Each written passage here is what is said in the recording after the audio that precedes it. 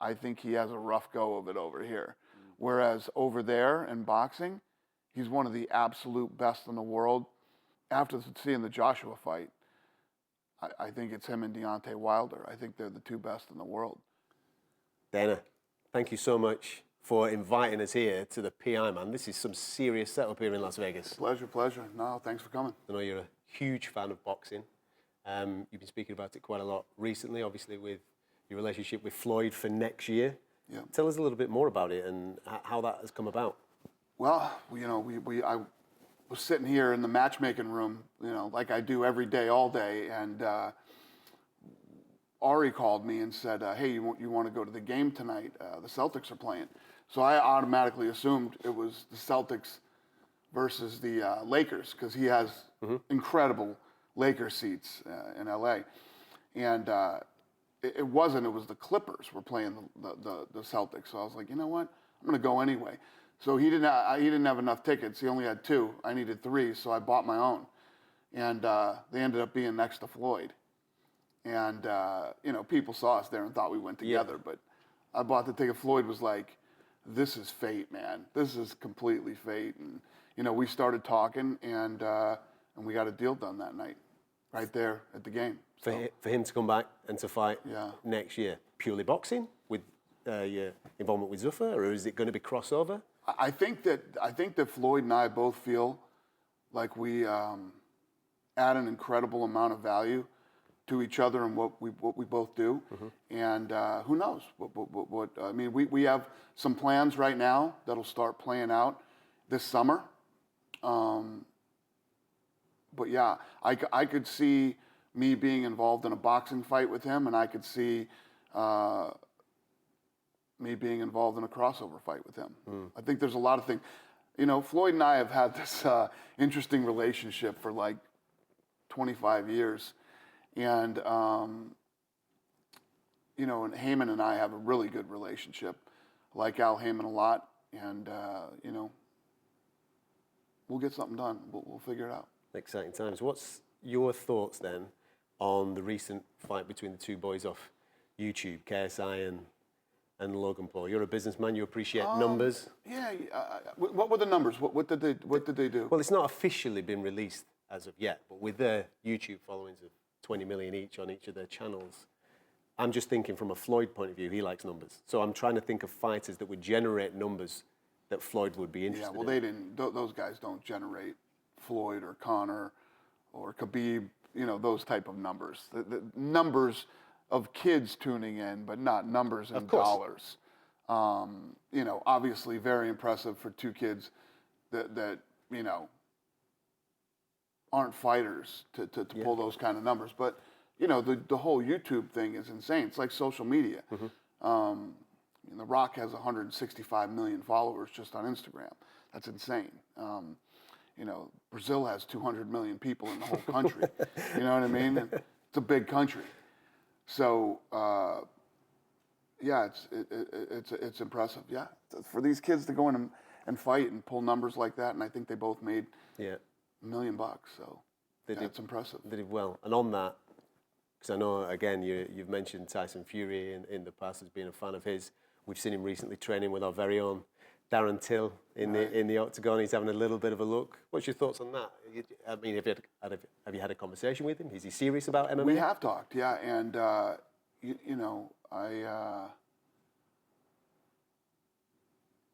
right now I see him. He's one of the best in the world, arguably the best in the world.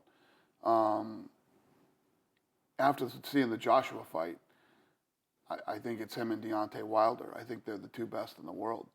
And there's so many big fights for him over the next 2-3 years in boxing. You play out the fights with all the the top guys right now, and there's a lot of money there, and those guys don't fight as much as MMA guys do. I could see that playing out over 2.5-3 years. And I listen. I'd love to have him come over here and fight, and but why? Why when he's got all that money in front of him and all that stuff? I guess I won't question it. I'll just see how it all plays out. But I do like him, and I think that he's one of the best boxers in the world. I saw an interview with him recently where he's saying he had done some kickboxing and he's been training with Till. Yeah. You know, it's like my guys though saying they've done some boxing, and you know, it's just this is what these guys do. It's what they've done for a very long time, and I think he has a rough go of it over here. Whereas over there in boxing, he's one of the absolute best in the world, top 1 or 2, and he can make a lot of money. What did you make of Anthony Joshua and Andy Ruiz at the weekend just gone? I bet on it. I bet a lot of money on Joshua, and I was my pants the whole fight. I'll tell you that right now. I thought this was going to be like a Buster Douglas situation where Ruiz was going to come out and, you know, the guy came out after the fight and admitted he's been partying like a rock star and didn't train for the fight, and he trained himself, and the fight still scared the out of me. So, I mean, if that guy trains, it's like he was totally in Joshua's head, and everybody knows how I felt about Joshua a few years ago. And if you look at Anthony Joshua, he's accomplished a lot of great things in his life and in the sport of boxing. But he got rich, man. He got rich, and he looked like a completely different fighter in this fight with Ruiz. He won, and it was a shutout. And, Yeah. You know, but he looked tentative. He looked scared. He got clipped with some big shots, and he got hurt a couple times. Yeah, I bet a lot of money on him, and I was horrified sitting through that fight. So I made it through, but yeah. How do you, I don't say change the world of boxing, but obviously you're a fan of it, and I've no doubt you've got ideas of what you would like to do through your own companies.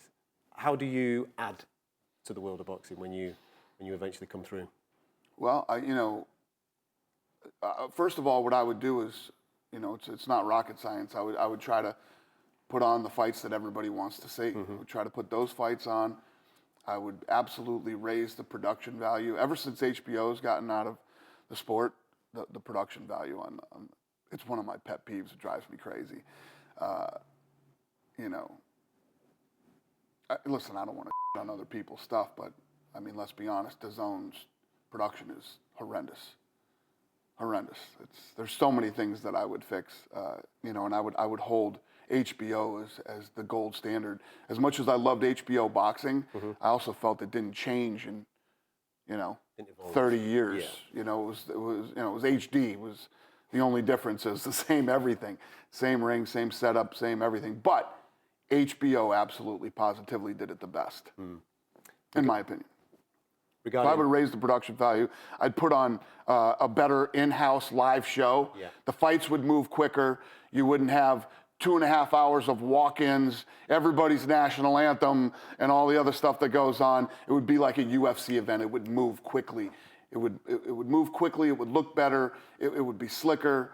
You know, it'd be more all that stuff. crowd-friendly. The live event would be much better. Yeah, Dana, it's been an absolute pleasure. Thank Likewise. you very much.